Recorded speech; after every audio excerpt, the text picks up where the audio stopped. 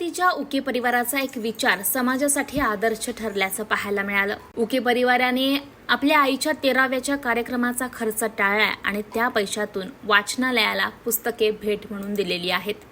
अमरावती येथील डॉक्टर बाबासाहेब आंबेडकर बालोद्यान येथील तक्षशिला वाचनालयात घेण्यात आलेल्या कार्यक्रमात आईच्या 13व्याचा कार्यक्रम न करता राहुल उके आणि त्यांच्या परिवारातर्फे विद्यार्थ्यांकरता वाचनालयाला पुस्तके देण्यात आलेली आहे।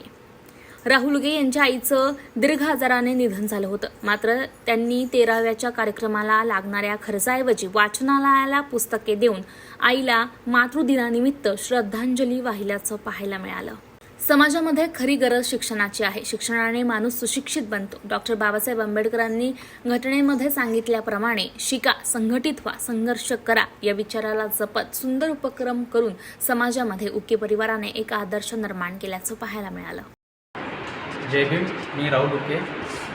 माझी आई कालकथित शोभा अशोकराव उके यांचे 30 एप्रिल 2024 या रोजी अल्पशा आजाराने निधन झाले। त्या दुःखातून आम्ही सध्या सावरतच आहोत।